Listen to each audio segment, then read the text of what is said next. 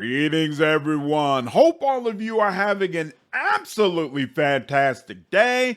Woo! We're going to be treading into interesting waters here. I have absolutely stayed away from the woke, anti-woke, inclusion, DEI conversation. I steer far, far away from all of those discussions because frankly, I hate talking about them and y'all hate hearing them. I've been in corporate America for 20 years. I've seen companies that have very strong DEI policies. I've seen companies that have no DEI policies whatsoever. And I've seen the impacts, both good and bad, across all sides. So I have a very different informed perspective when it comes to DEI.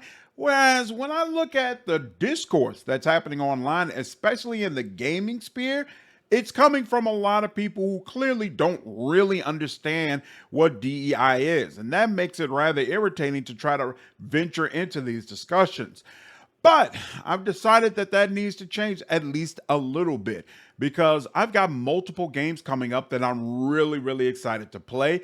And many of them are going to deeply involve DEI conversations, and I just don't want to have to pretend that I don't see them. We're going to be playing Veilguard, we're going to be playing Mass Effect 5, the new Witcher, the new Cyberpunk, the new Ghost game has already been announced. All of these games, I am absolutely certain, are going to be deeply mired in inclusion conversations. So you know what? Let's just rip off the Band-Aid, walk over the coals, and go ahead and get started. First up on the list, CDPR. Very, very interesting exchange between the CDPR joint CEO and a very controversial YouTuber who has made some spicy statements regarding the studio. That controversial YouTuber is Endymion. I'm going to say up front, I'm not crazy familiar with his content. And there are some people who say he's a shill, he's a grifter, he spreads misinformation, he pretends he has sources when he doesn't actually have sources. And then there's a whole list of other people who say he's a truth teller. He says the things that other people are too scared to say, and the developers who are being forced into adhering terrible DEI practices are feeding him information so that he knows what's really going on. What's the truth? I couldn't tell you, but the CEO felt the need to respond to this, so that automatically makes it newsworthy. Let's go ahead and dive in. He put out a tweet and said, I talked to a Ubisoft insider about the current state of the industry,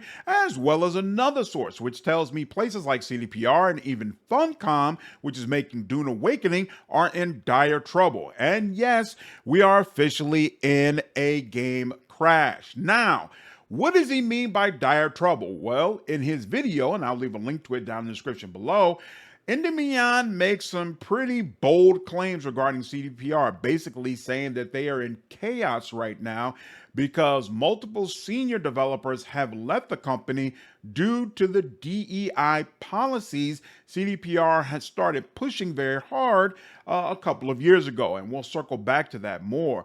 Also, he says that this talent that has left, that has been replaced with these diversity hires, has put the company in a position where they no longer understand how to use the Red engine, which is the internal game engine that CDPR developed. And that's the reason CDPR later announced we are going to be using Unreal Engine for the next Witcher games, basically saying they don't have the people and the knowledge anymore to be able to use their own engine properly because there are terrible DEI practices that are causing senior developers to leave. On top of that, he claims that Warhorse Studio, which is the developer behind Kingdom Come Deliverance 2, is poaching talent from CDPR and further exacerbating the situation. Is he right? We're going to talk about that in a bit.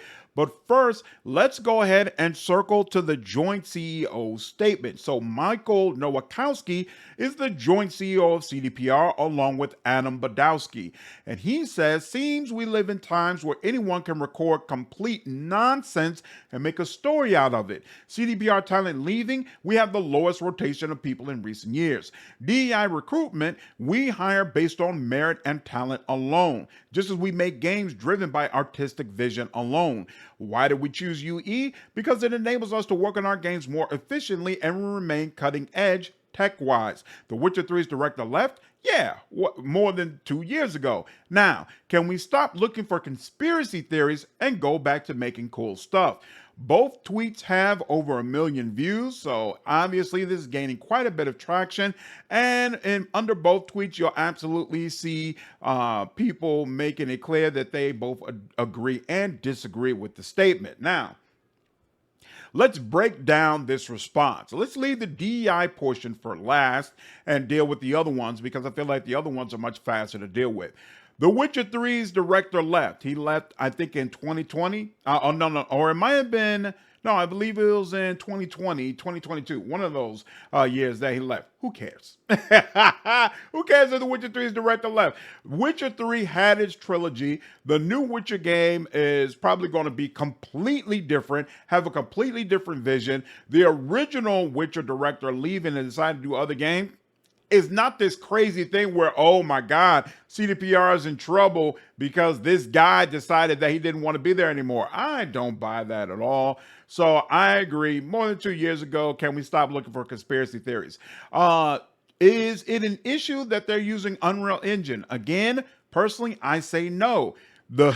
It's not like we have a ton of reports about Unreal Engine being unreliable, producing crappy games, producing crappy code and images. Everything I've heard about Unreal Engine 5 is that it's amazing, and all of us can't wait to see developers who can really make the most out of it. Frankly, there are a couple of developers using their own internal engines that I think would benefit greatly from switching over to Unreal Engine, Bethesda being at the top of the list. So CDPR, who I certainly trust to make fantastic looking, amazing games, believes that Unreal Engine is going to allow them to do that much easier than the Red Engine, which they used when they had a horrible launch for Cyberpunk. Hey, by all means, whatever it takes, guys, to make another game that I'm going to enjoy. CDPR talent leaving. I mean, of course, it's hard to know about this without actually working at CDPR. But let's just be honest for a moment. Who really, really believes that Warhorse is poaching talent from CDPR? I haven't played Kingdom Come Deliverance yet, but I've heard great things about it. I've heard it's an amazing game that I absolutely should play. That's all well and good. Definitely looking forward to the sequel. I'll be playing it, covering it on the channel, all of that good stuff. Warhorse and CDPR are in two completely different spectrums of the industry. Like, yeah, they're technically competitors, but not really. Let's keep it a band, all right? Kingdom Come Deliverance, 6 million copies. Cyberpunk, 25 million copies. Witcher 3, 50 million copies, all right? These are not really studios where they're like, oh man, I'm having trouble holding on to talent because the talent believes that their abilities are going to be used much more at Warhorse, and they're going to be able to work on much more interesting things. Who really believes that? With a new Witcher and a new Cyberpunk game coming out, not to mention all the other things that are happening with it. No. There's not a mass amount of people leaving CDPR and going to Warhorse. You're not going to convince me of that. That sounds like nonsense. Now, the final part of it, DEI-driven recruitment. That's a very, very interesting way that he put it in his statement, and he's getting absolutely hammered over this by Endymion, Asmongold, Grums, and a bunch of other people, basically saying that Michael is lying. Let's get into it. So first, let's review what he said. DEI-driven recruitment, we hire based on merit and talent alone, just as we make games driven by artistic vision alone. Now, people like Asmongold are saying this is a lie because CDPR very, very clearly has a strong diversity and inclusion initiative at their company. If you go to their website and go to join us, there's a diversity and inclusion option right there. And if you look at the small blurb right at the top, it's going to read, they want to create passionate teams whose talents and professional skills reflect the breadth of experience in the world. A diverse and inclusive work environment boosts creativity and innovation, which is exactly what we need in order to push the limits of technology and storytelling. So it's clear from this statement, and frankly, when you look at the rest of the website, CDPR very, very strongly believes that having a diverse workforce is essential to making the incredible games that they are known for. Now, here's the problem, and I want to say up front, I understand this video is not going to do anything to really change people's minds or maybe even expand their understanding. I'm speaking from my heart, my mind, my experience, what I know, and my own truth, and that's always where I'm going to sit. And so I understand that, this is not necessarily going to shift people, but just to be absolutely clear, DEI and merit are not mutually exclusive. I know people keep saying that online and basically saying if you consider diversity and inclusion in your hiring practices and your who you promote, that it means that you are not making these decisions based on merit. That's not the way it works. DEI informs a company's merit. It basically said, hey, beforehand, you only considered these factors when you were trying to decide whether or not a person had enough merit for you to consider them for a position. We need you to take a step back and consider a bunch of other factors as well. And then all of this together should help you decide whether or not a person is capable of doing the job. A company can have very, very strong diversity and inclusion initiatives and also have a high standard of merit for whether or not a person can come into certain roles at the company. Let me give you an example of how this works.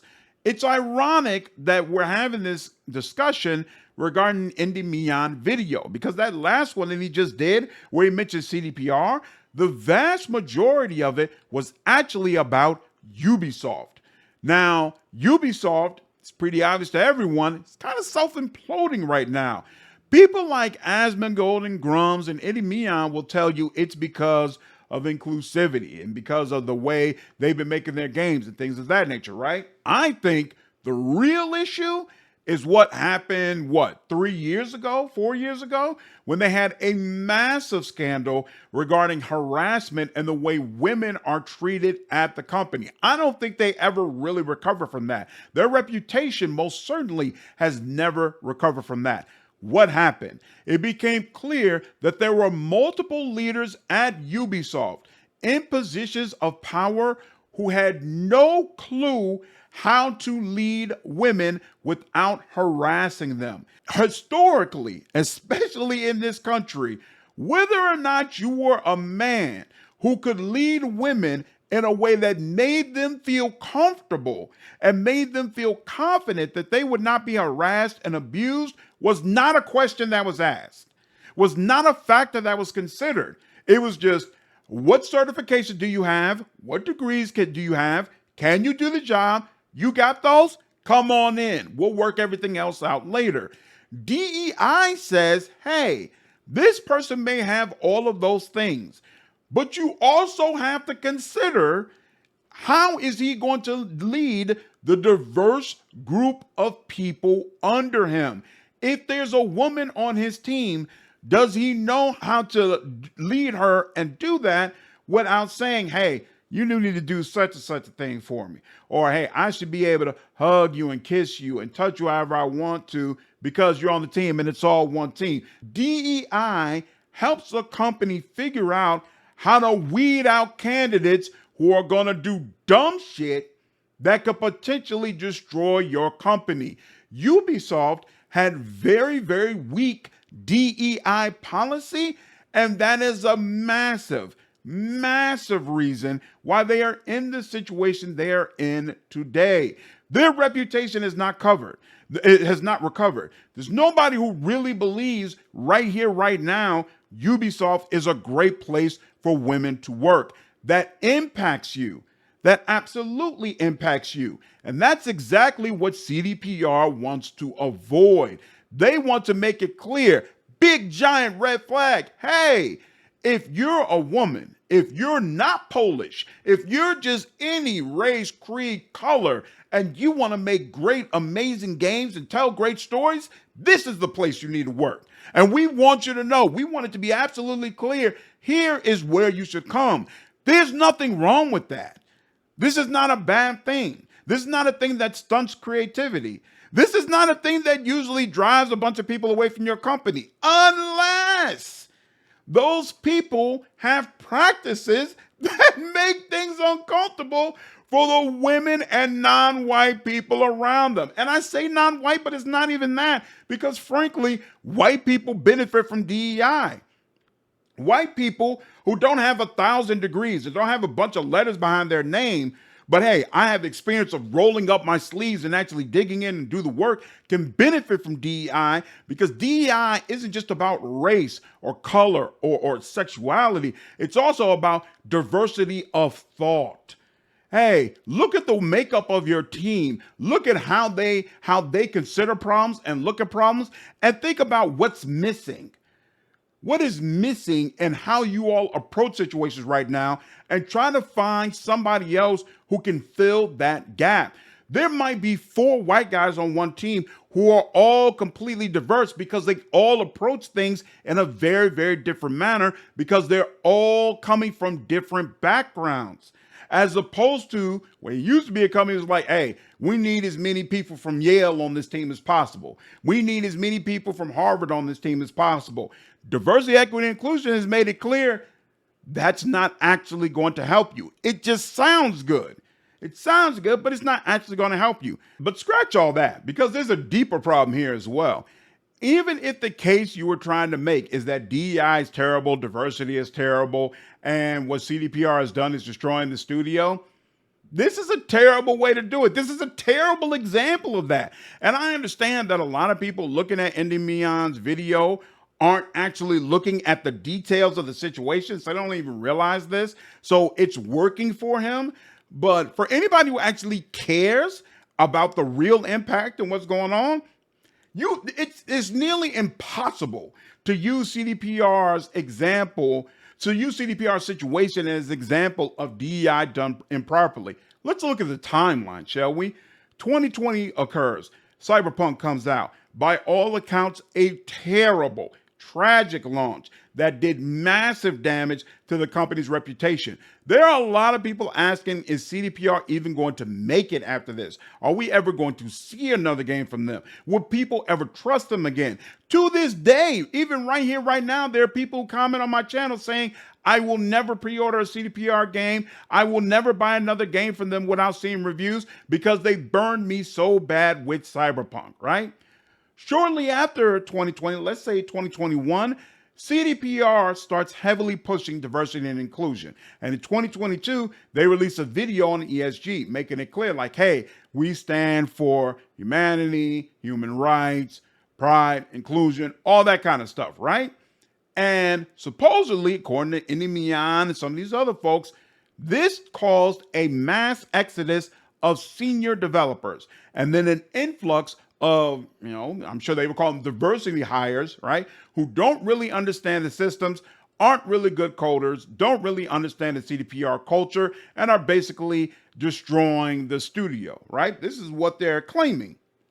The problem with that is, if what he says is true, that means these diversity hires are the ones who saved Cyberpunk. They're the ones who made Liberty City. They're the ones who got the game back on track. They're the ones who have basically saved CDPR's reputation and have completely turned around this whole situation to the point that now people barely even talk about that original launch. And all they can talk about is how incredible Liberty City is and how much they can't wait for another CDPR game.